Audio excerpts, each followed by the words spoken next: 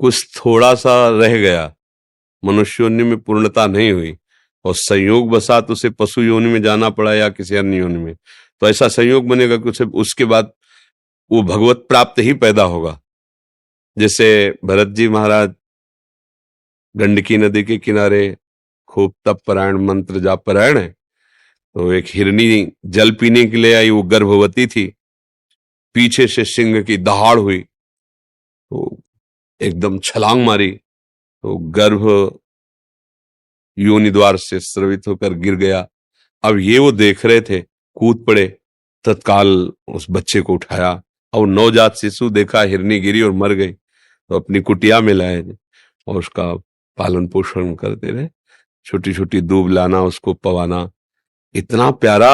वैसे हर बच्चा प्यारा होता है, पर हिरन का इतना प्यारा बच्चा कि राजमहल, राजरानियां, राजपुत्रों का त्याग जिन भगवान के लिए किया, उनकी सेवा छूटने लगी, उनका विस्मरण होने लगा, और उसी हिरन को गोद में लिए, कभी घास सुना रहे, और अपनी छोटी छोटी सींगों से जब ऐसे ऐसे, तो बड़ा उनको सुख मिलता, हृदय से लगाए उस हिरन को घूमते। अंतिम समय जब आया तो पास हिरन नहीं था, उसी का चिंतन करते हुए शरीर छूटा, तो हिरन योनि को प्राप्त हुए। पर भजन कर रहे थे ना, पूर्णता भगवत अभी साक्षात्कार तो हुआ नहीं, तो उनको भजन के प्रताप से स्मृति रही, मेरा जन्म नष्ट हो गया केवल इस आसक्ति से, और अपने हिरन शरीर को गंडकी नदी में खड़ा करके, और वही पूर्व स्मरण का, तो अगला जन्म हुआ ब्रह्मबोध संपन्न जड़ भरत जी के रूप में, सिद्ध पुरुष के रूप में, कोई साधन नहीं करना पड़ा फिर, और अब वो परम पद को प्राप्त हो गए। तो अगर हमारा भजन मनुष्य योनि में हुआ है और फिर किसी हम योनि में जाते हैं, तो उसका पतन नहीं होगा, वो उसको भोग करके तत्काल भगवत प्राप्ति की योग्यता कर लेगा। पर सीधे केवल पशु योनि में ऐसा कोई आचरण ही नहीं जिससे भगवत प्राप्ति हो जाए। अब जैसे पूर्व में भजन हुआ और उसको चूक हो गई, भगवत प्राप्ति नहीं हुई, अब वो किसी भक्त के घर का कुत्ता बन गया, भक्त के घर का कोई पक्षी, कुछ भी ऐसा, अब वह रोज नाम कीर्तन, भगवत चर्चा और सब सुनाई दे रहा है, वो परम पद को प्राप्त हो जाएगा। शरीर छूटेगा, वो भगवान को प्राप्त हो जाएगा। साधन नहीं बना, पूर्व साधन ने संयोग करा दिया। हितधाम में जब भगवत चर्चा करते थे कीर्तन, तो वहां कुत्ता था, ऐसे जैसे आप लोग बैठे ऐसे बीच में आके बैठ जाता था, तो कुछ संतों ने कंठी भी बांध दी थी, उसका नाम भी, तो ऐसे बहुत ऐसे देखता रहता, जैसे हम निकलते तो जो ऐसे आगे के पैर झुका करके ऐसे ऐसे मुंह बगाड़ के, मानो ऐसा राधा बोल रहा हो। ये वो पूर्व संयोग से ऐसा संयोग प्राप्त करता है, साधन तो उससे बन नहीं सकता, पर संयोग के प्रभाव से उसकी भगवत प्राप्ति हो जाती है। पशु योनि में स्वयं साधना करने का भाव नहीं रहता, योग्यता नहीं रहती, पर पूर्व संयोग से वो दुष्ट आदमी के घर का भी कुत्ता बन सकता है और भक्त के दरवाजे का भी कुत्ता बन सकता है। जैसे पशु, कोई तोता पालते हैं, कोई पक्षी पालते हैं, और वहां नाम कीर्तन हो रहा है, उसके कान में सुनाई दे रहा है, वो भगवान की जूठन पाता है, भक्तों के सानिध्य से भगवत चर्चा सुनने को मिलती, वो सहज में भगवत प्राप्ति। पर पशु योनि में स्वयं कोई साधना करके भगवत प्राप्ति करे, ऐसा कोई विधान नहीं पाया गया। वो केवल मनुष्य योनि में है, क्योंकि विवेक प्रदान है। मनुष्य योनि में की हुई साधना में चूक पड़ गई, और वो जैसे इंद्रद्युम्न नाम के राजा थे, उनको भजन करने का भाव आया, तो राजपाट छोड़कर एकांत में भजन में लगे थे। एक बार महर्षि अगस्त्य जी पधारे, तो या तो ध्यान नहीं दिए, और या ध्यान देकर भी कि भजन में बैठा हूं, क्या उठूं, नहीं उठे। और ये बड़े धर्म का शासन करने वाले महापुरुष, उनका कि एक तो राजपाट छोड़ करके तुमने बिना किसी गुरु की आज्ञा के ये नाटक शुरू किया, पहले तुम्हें वैराग्य लेना चाहिए, किसी गुरु का आश्रय लेना चाहिए, फिर भी देख रहे हो कि ऋषि मंडली जा रही है, तुम खड़े होकर उनका स्वागत, इतना तुम्हें हाथी की तरह तुम बैठे रहे, जाओ हाथी की योनि को प्राप्त हो। अब वही गजेंद्र के रूप में जब ग्राह ने पैर पकड़ा, वही गजेंद्र, अब वहां कोई साधना तो बनी नहीं ना, पर पूर्व में कैसे भी सही भजन किया ना, तो आखिरी समय में कि अब एक ही झटके में ग्राम मुझे ले जाएगा, तो उनको याद आ गई कि हरि स्मृति सर्व विपद विमोक्षणम, भगवान का स्मरण तत्काल बचाता है।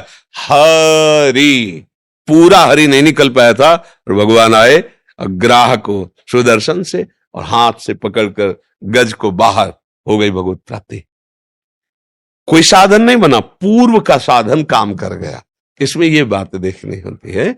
पशु शरीर से कोई साधना नहीं बनती, पर उसने अगर पूर्व में साधन किया है तो उसको संयोग ऐसा मिल जाएगा कि बात बन जाएगी।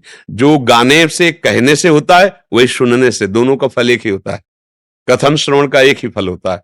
तो अब जैसे नामो जप तो नहीं सकता, लेकिन सुनाई तो दे रहा है राधा राधा, और बैठा है, भले कुत्ते की ऊनी पर बैठा है, अब उसका पुण्य है। धाम का कुत्ता नाम सुन रहा है, अब इसको परम पद मिलेगा, अन्य योनि धारण करने की जरूरत नहीं पड़ेगी। समझ रहे ना जी। अनिकेत रंजन जी बिहार से। श्री हरिवंश राधा राधा। गुरुदेव आपके चरणों में कोटि कोटि प्रणाम। गुरुदेव, निरंतर भजन के प्रयास में कुछ ही महीनों में कुछ ऐसा होता है जिससे भजन में बहुत कमी आने लगती है, इससे कैसे बचें महाराज जी, ताकि जल्दी से जुगल सरकार श्यामा श्याम की प्राप्ति। सावधानी सावधानी। पहले जब रोडों में लिखा रहता सावधानी हटी दुर्घटना घटी। सावधानी। अंदर मार्ग होता है अध्यात्म का, आसपास ही मोड़ में खड़े रहते हैं ठग, काम क्रोध लोभ मोह मद मत्सर। जरा सी निगाह चूकी कि तुम्हारा भजन रूपी धन वो चुराने के लिए तैयार है। जो तुम्हारे मन में वासना है उसका संग मिल जाएगा, वैसी क्रिया करने का मन करेगा, वैसी क्रिया बन जाएगी, तो जो भजन का उत्साह चल रहा था क्षीण हो जाएगा। बस सावधान रहिए। साधु सेवा सुमिरन सावधान। गृहस्थी में जाए धर्मयुक्त तो भोग उपासना जैसा सब, लेकिन जब तक ब्याह ना हो तब तक बिल्कुल। विरक्ति में तो अपने धर्म के अनुसार, धर्म के विरुद्ध आचरण करने वाले का एक तार भजन हो ही नहीं सकता। इसलिए इतना तो पता है कि मुझे क्या नहीं करना चाहिए। मुझे लगता है सबको पता होगा, क्योंकि हृदय में भगवान बैठे। क्या नहीं करना चाहिए सबको पता होता है। मैं गलत कर रहा हूं, जो हाथ ऐसे बढ़ाओगे गलत की तरफ तो यहाँ एक धक्क से एकदम होगा, लगे गलत कर रहे हैं, पर वो दुष्ट मन वो मानता नहीं, वो अपनी मनमानी कर देता है। तो जहां है कि गलत वो ना करो, फिर देखो भजन ठीक है। खान पान सही रखो, संग सही रखो और आचरण सही रखो, अपने आप भजन में वृद्धि होने लगेगी। वो जैसे अपने लोग कहते हैं कि मैं करना तो नहीं चाहता, जैसे एक भूत आके करवा लेता हो ऐसा कुछ हो जाता है। बिल्कुल सही बात कह रहा है, ऐसा ही होता है। वो चाहता नहीं कि करूं, पर पूर्व संस्कार वो इतने प्रबल हो जाते हैं, इतनी वासना प्रबल हो जाती है कि थोड़ी देर के लिए पागल बन जाता है। फिर उसके बाद फिर वो जलता है, क्यों ऐसा हो गया, नहीं होना चाहिए। फिर वो ऐसा हो जाता है, अगर उसे सत्संग ना मिले तो फिर सतमार्ग से हट ही जाता है कि यार कुछ नहीं, कोई नहीं बचा पाया, कोई नहीं चला पाया। और सत्संग मिले तो उसको नवीन उत्साह मिलता है कि 80 बार हार गए हैं, पर हम 100 बार तक देखेंगे, देखेंगे अभी और देखेंगे कितनी बार हराएगा तू। अब अपने लोग जैसे चले हैं ना, तो ऐसे थोड़ी चले भाई भजन किया बस आराम से, ऐसे अभी जो देख रहे हो चिल्ला चिल्ला के एकांत में रोना पड़ा है गंगा किनारे। हम खाने पीने की भूख से नहीं डरे, हम किसी भूत प्रेत से कभी नहीं डरे, अपने मन से डरे हैं। जब मन को देखा कि इतनी ऐसी विरक्ति पे, ऐसी साधना पे ये दुष्ट फिर भी, तब वो एक बार रोना पड़ता है कि हे प्रभु अब आप ही संभाल सकते हो इसको। क्या भाई कि भोजन सही है, एकांत वास कर रहे, गंगा किनारे, गर्मी सर्दी भूख प्यास सब सह रहे, पर ये दुष्ट अपनी चाल, प्रभु से हट के संसार की तरफ जाने की सोच, हार गए। गंगा जी में खड़े होके से हे प्रभु हे करुणा निधान, आप ही रोको ना, आप देख रहे हो ना। तो जब देखा कि हार गया तो फिर उठा लिया उन्होंने गोद में। नहीं तो यह ऐसा देवता है कि सब कुछ सह सकते, मन की मार नहीं सह सकते। ये बहुत विचित्र बात है, सब कुछ सह सकते हैं, मन की मार नहीं। वो अंदर अंदर खोखला करता है ना, जब वासना का जाल बिछाता है तो हाहाकार मचा देता है। इसीलिए इस मार्ग में चलना कठिन कहा गया है।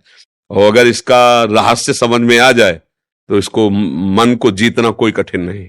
वह गुरु कृपा से बात समझ में आ जाए, जो समझा दे कि अरे हमारे ही बल से हमको जला रहा है, हमारी स्वीकृति से हमको ये गिरा रहा है। अभी तक तो समझ में नहीं आया था कि कैसे ठीक होगा। अब उनको ठीक करना था ना, पकड़ आ गई, अच्छा जा तुझे जा जाना जा, ओ पास है। जहां आनंद की उमंग में फिर निकला, फिर धीरे धीरे समझ गया कि अब हमारी चाल नहीं चलनी, बैठ गया, शांत हो गया। और जब उसे इधर सुख मिलने लगा फिर तो भगाने पे भी नहीं भागेगा। जैसे अभी आज सत्संग में जैसे बताया कि रसमलाई खाने को मिले तो काले गुड़ का सीरा कौन चाटेगा, ऐसे ही जब सच्चिदानंद सुख का स्वाद मिलने लगा तो मन इन भोगों की तरफ, मलमूत्र के भोगों की तरफ कौन जाएगा। नाम जप करो, आचरण पवित्र रखो, मन को गलत आचरणों से रोकने का प्रयास करो। रुके ना रुके भगवान जाने, रोकने का प्रयास करो। जब गलती हो जाए तो प्रायश्चित करो और आगे बढ़ो। रुकना है ही नहीं, चाहे जीवन भर हम गलत बने रहे। ध्यान देना हमारी बात, जीवन भर हम नहीं निकल पाए, पर हम जीवन भर प्रयास करेंगे निकलने का, अंतिम श्वास तक। क्योंकि ये जन्म न सही तो अगले जन्म में सही हम तुम्हें परास्त करेंगे और भगवान को प्राप्त करेंगे। तो आओ, भगवान अंतिम समय उसका प्रयास देखकर रीझ जाते हैं और स्वीकार कर लेते हैं।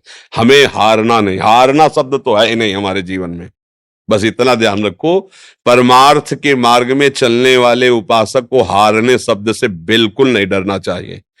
1000 बार हारूंगा लेकिन कदम आगे ही बढ़ाऊंगा, पीछे नहीं। बस ये निश्चय कर लो तो जीत ही जीत है, क्योंकि फिर भगवान जीत जाते हैं। तो लीला में पकड़ होती है, जिसे चरित्र पढ़ा जाता है तो उसमें इशारा होता है कि इसमें उपदेश छुपा हुआ है। तो एक बार मैया ने देखा कि कन्हैया बहुत उद्दंडता कर रहे, ये माट तोड़ा, वो माखन फैला दिया, ऐसा ऐसा, ले एक बार इसको बांध दिया जाए। अब कन्हैया को पकड़ने के लिए दौड़ी। अब कन्हैया पकड़ में नहीं आ रहा, मैया का स्थूल शरीर पसीला पसीला हो गई पीछे, और कन्हैया मुड़ मुड़ के देख रहा है। जब देखा कि मैया श्रमित हो गई, पूरा प्रयास मैया ने कर लिया, तब आप ही बंध गए, आप ही आ गए पकड़ में। समझ गए इसमें क्या इशारा मिला? भगवान साधक से देखना चाहते कि पसीना पसीना हो, एक बार मेरी प्राप्ति के लिए जी जान की ताकत लगा दो, फिर हम स्वयं प्राप्त हो जाएंगे, तो मेरे कोई चेष्टा नहीं करनी पड़ेगी। पर तुम सोचो कि हम मनमानी भोग भोगे, मौज मस्ती संसार की, और भगवान भी मिल जाए, तो थोड़ा ऐसा नहीं है। इसलिए सावधान रहना, भजन उन्नतिशील अपने आप आपको कर देगा।